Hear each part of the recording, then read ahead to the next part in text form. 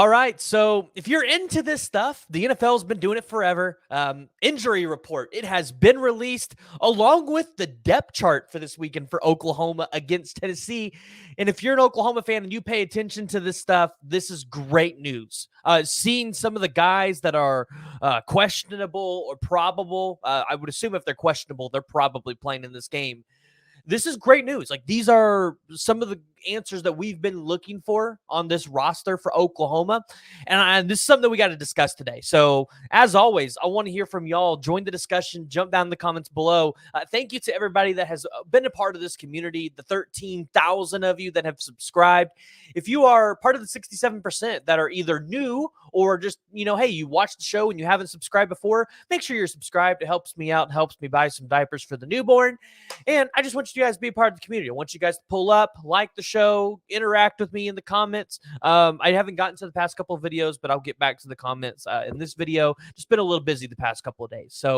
But let's dive right into it because, yeah, Oklahoma, we're going to start right with the injury report. I think that's what we're calling it, right? And this was big time for Oklahoma because you got, I guess, answers on a couple of players that I think we've really all asked about. Gentry Williams is out.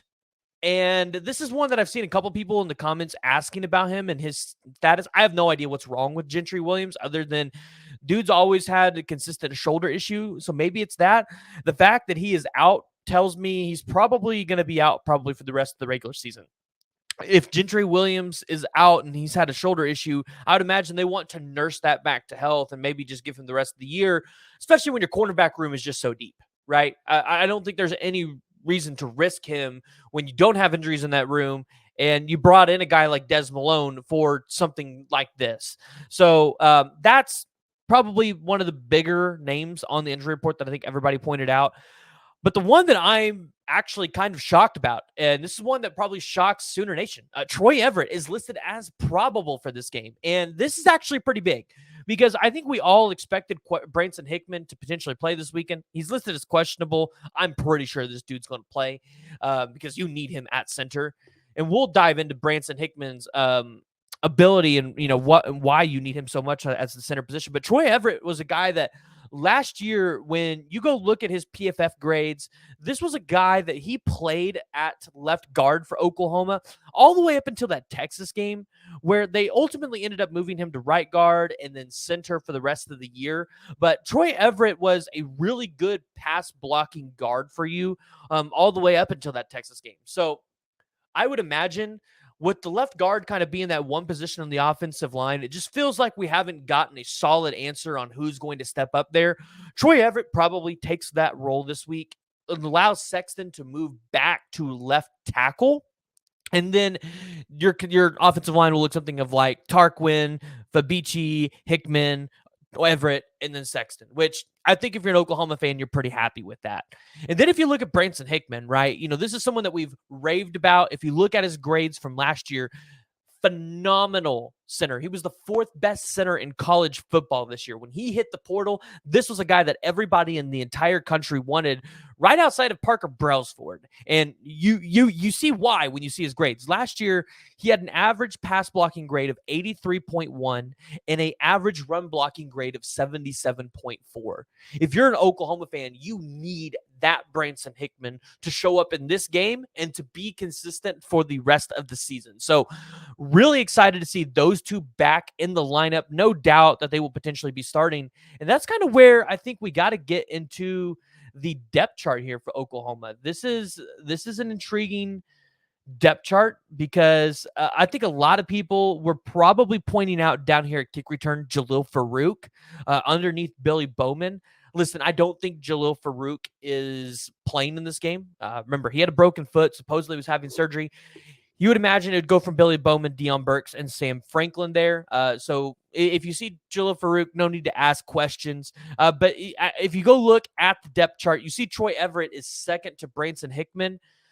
I do think he will play backup center if we need him as a backup center. But if Branson Hickman's healthy, I think you roll him out at left guard so that you can put Jacob Sexton back at a tackle position where I think he's a little bit more natural. You do see Jake Taylor at the right tackle position. So if Jake Taylor is able to go, that's going to be an interesting piece. How do they work him into the lineup? And then Isaiah Autry-Dent. Guys, this is a 6'6" tackle, 300-pound 6'6" tackle. He's a true freshman. This is somebody that he's going to get a lot of playing time in the coming years. This is a guy that Oklahoma fans need to be paying attention to. And he's definitely like, if Oklahoma gets an opportunity to put him in there, whether that's garbage time or, hey, somebody's hurt and he needs to step up, he's going to get opportunities. With his size, that is somebody that is going to be able to win a lot at the line of scrimmage. So looking at the rest of the depth chart, you see Kendall Dolby is back at Cheetah. You love to see that. I think we definitely missed his presence a little bit last week. At cornerback, you have Kenai Walker starting potentially over Woody Washington, so that's a little interesting there. But you see Eli Bowen in the lineup. You do see Dasan McCullough at the bottom, which when you go to the injury report, Dasan McCullough was listed as doubtful. So I don't think we're going to see Dasan McCullough, even though he's listed in the depth chart. Remember, they're going to list people in the depth chart that probably are not going to play. They're just probably using them as a filler space. So regardless how you look at it, Nic Anderson's listed as probable. Interesting enough, Andrell Anthony's listed as probable. So we'll see if Andrell Anthony actually ends up on the field this week. But Jackson Arnold, he's getting weapons back in the wide receiver core. He's getting two of his best offensive, maybe even three of his best offensive linemen back on the field. This could be Jackson Arnold's coming out party. And this is probably where I want to leave you guys this week. I'm going to be running a poll in the community tab, so you guys can certainly go vote there. But if you guys want, you guys can join the discussion and jump in the comments below and let me know your thoughts. Who throws for more touchdowns this week? Is it Nico or is it going to be Jackson Arnold? Because tomorrow you guys are going to hear a podcast with a Tennessee insider, and we're talking about the game, and he talks about, hey, yeah, Dylan Sampson, like if Tennessee wants to run the ball, they're a sneaky good running team.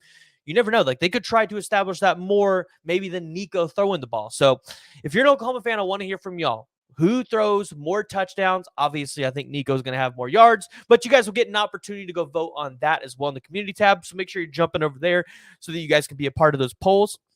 If you guys are new to the channel and you guys have made it this far, make sure you hit that like, check to see if you're subscribed. Again, it helps me out. I want you guys to be a part of the community. We want to grow this thing as big as it could possibly be. So just make sure you're subscribed. Make sure you're joining the discussion, jumping down in the comments below, and let me know what your guys' score predictions are going to be for the Tennessee game this week. But until next time, Boomer.